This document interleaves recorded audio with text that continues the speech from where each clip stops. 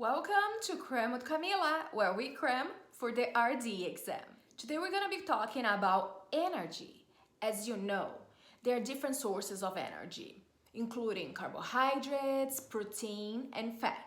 Do you remember that carbs and protein each provide 4 calories per gram, meanwhile fat provides 9 calories per gram?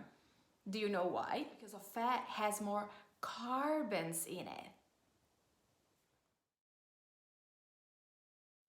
So your brain prefers glucose as a source of energy. But in periods of starvation, your brain can use ketones. Do you know what's called when your body makes glucose out of a non-glucose source?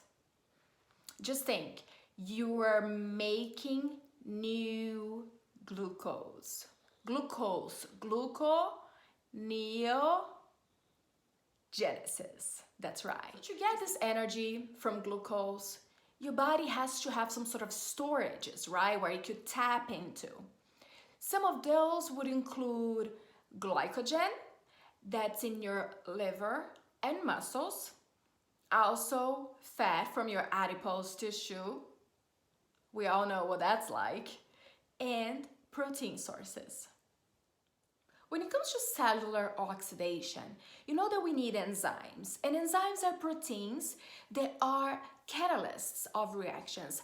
Those enzymes need coenzymes that help activate them. Do you know some coenzymes?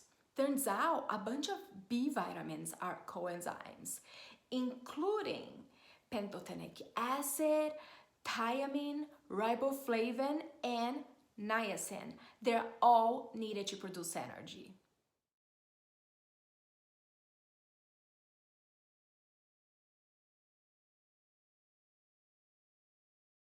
Now that you know that some coenzymes include some B vitamins, you probably want to know that a cofactor is usually a non-protein substance. So if a coenzyme is a vitamin, what do you think a cofactor may be?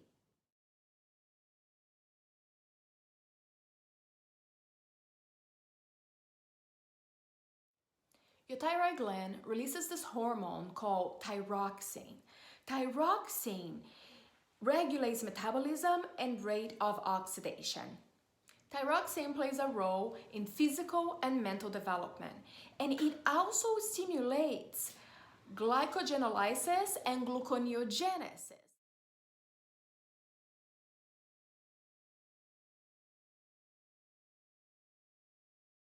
Our total energy expenditure is composed of basal energy expenditure, thermic effect of food, and physical activity.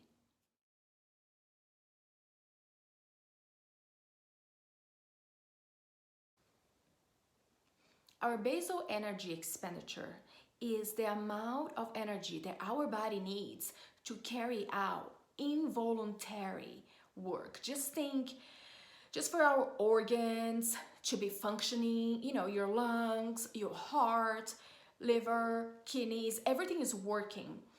And that's measured usually at rest, at a fasting state. Now, it's important to know that caffeine, alcohol, and nicotine can all affect that. The physical activity component of your total energy expenditure is the most variable, which is self-explanatory. Different people will have different levels of activity. The basal metabolic rate is measured when somebody is awake, relaxed, and they have normal body temperature, because fever can affect that.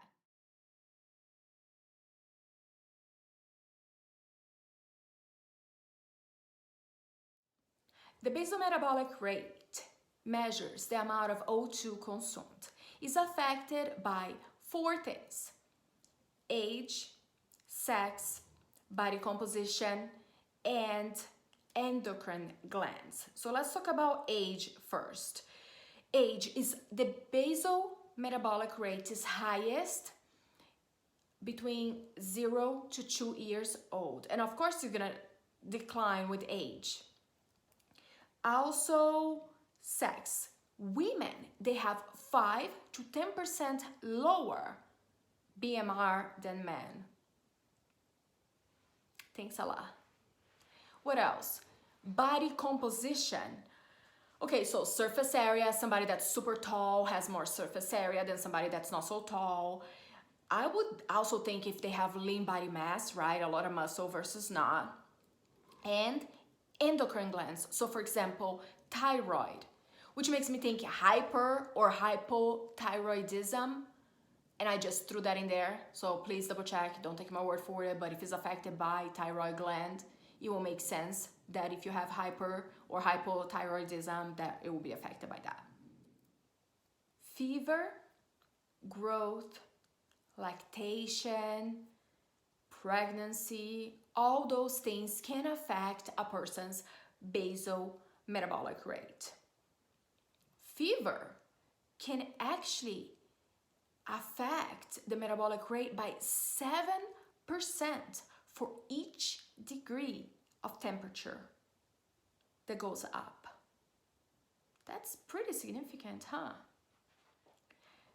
The basal metabolic rate can be measured using a protein-bound iodine measurement. And what that makes me think of is iodine is needed for preventing goiter, right? Because iodine deficiency can lead to goiter, which is like when your thyroid gland gets super swollen.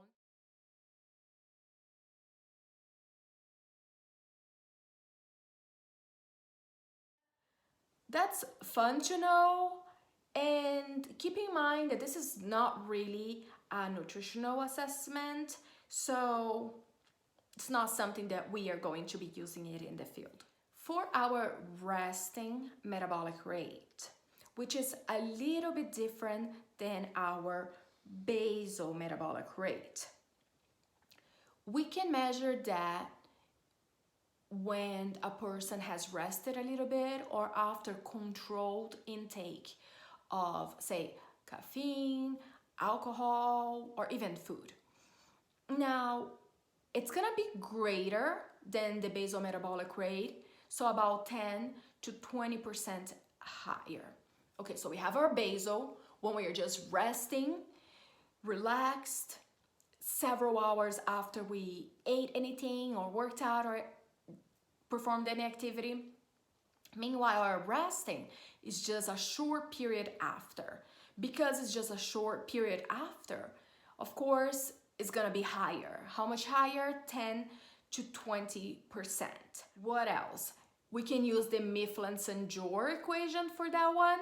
We can use the adjusted body weight for underweight, overweight, and obese individuals. For calorimetry, we have direct and indirect calorimetry. For the direct calorimetry, is going to be measuring the amount of heat that our body produces in this sort of like respiratory chamber. That's not practical at all. That seems like a hassle.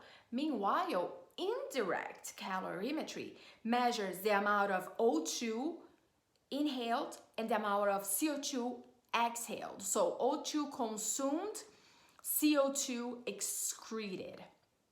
Okay, that seems pretty practical. Usually that can be done with a machine. With indirect calorimetry, we can measure which nutrients somebody is consuming for energy. And that is done using this respiratory quotient equation. So you take your V of CO2 and divide it by your V of O2, meaning the CO2 expired divided by the O2 consumed. The quotient for carbohydrates will be 1. The quotient for protein, it's about 0.82, and for fat is 0.7. So if somebody wants to lower the respiratory quotient, do you think that they should consume more carbs at 1, protein at 0.82, or fat at 0.7? They should just consume more fat, right? Because it has the lowest respiratory quotient. The more you know. Let me take you back to the basics. Do you remember what anabolism and catabolism means?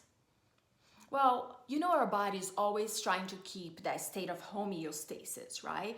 So for that, it's going to do reactions where it builds things or breaks things to release energy or uses energy to put things together. And by things, I use the term super loosely. With that said, anabolism is building things, requires energy. Catabolism is breaking things. So catabolic reactions is breaking down of substance to release energy. But what your body is always like building and breaking. Oh, it makes me think of like osteoblast and osteoclast. Wasn't that fun? Hopefully we'll talk about that again. So all of those reactions, they constantly need energy to happen.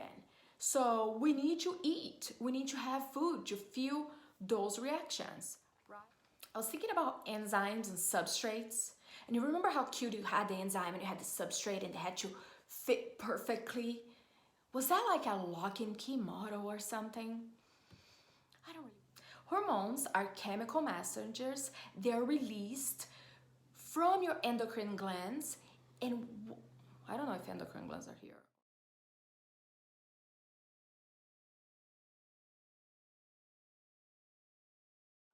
Just think Genesis, like the beginning of a new glucose.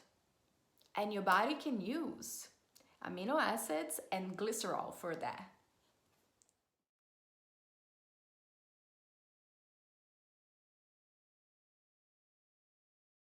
Also, caffeine, nicotine, alcohol can contribute to about a 7 to 15% increase in basal metabolic rate.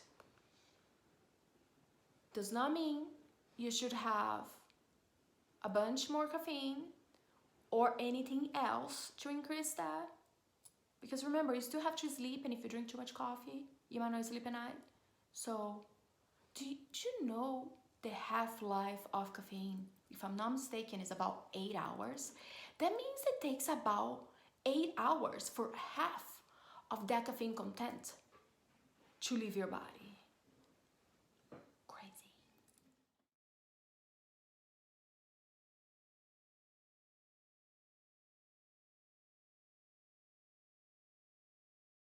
So glycogenolysis is breaking down glycogen to make glucose, like pss, lysis. Glycogen, oh, pss, breaking it, right? So it's making it out of glycogen that's stored where?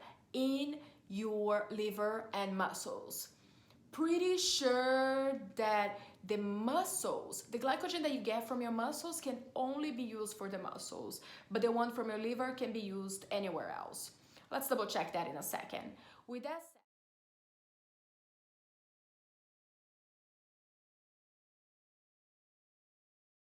if it helps glycogenolysis and gluconeogenesis, what do you think it's doing to your blood glucose? It's gonna raise it, right? Because it's going to secrete more glucose into your blood.